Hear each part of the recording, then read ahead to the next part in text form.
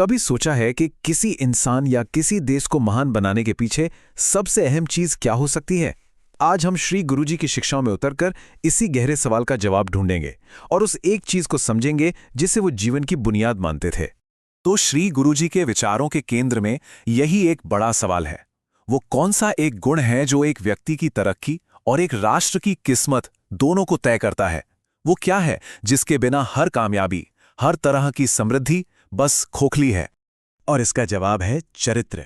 लेकिन रुकिए, ये उतना सीधा नहीं है जितना सुनने में लगता है।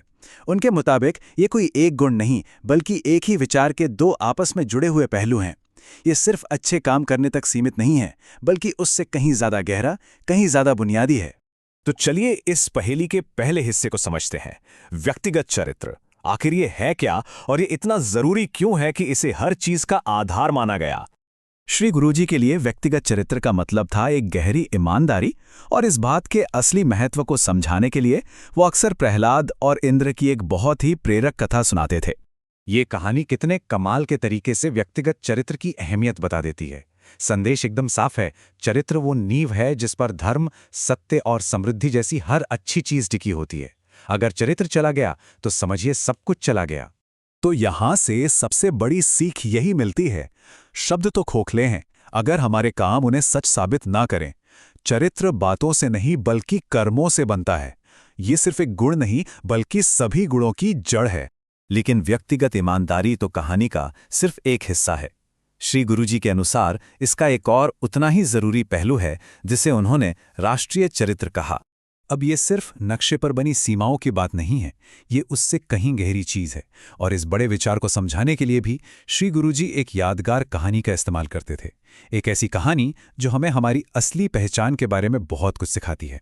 ये कहानी इस बात का एकदम सटीक उदाहरण है कि कैसे हम अपनी असली पहचान, अपना स्व भूल सकते हैं, बिल्कुल उस शेर के बच्चे की तरह जो खुद को भेड़ समझ बैठा था।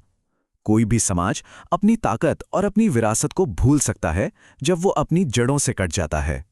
और यही स्व की भावना राष्ट्रीय चरित्र का दिल है।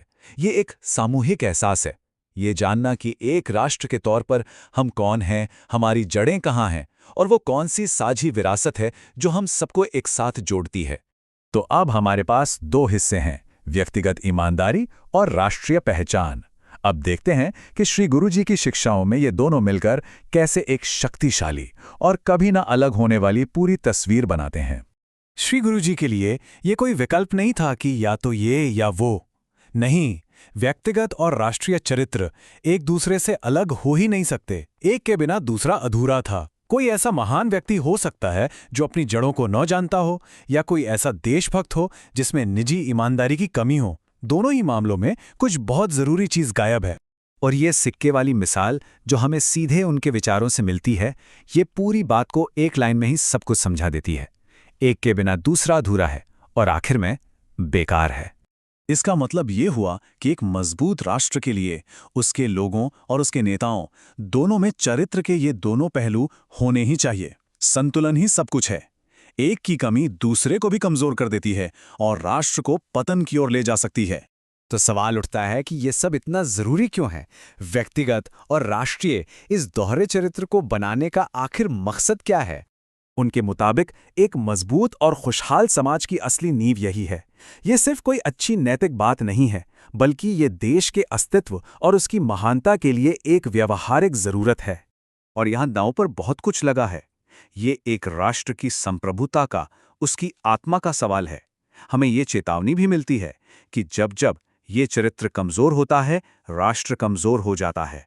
ये इतिहास से मिला एक सबक है और भविष्य के लिए एक शक्तिशाली चेतावनी भी।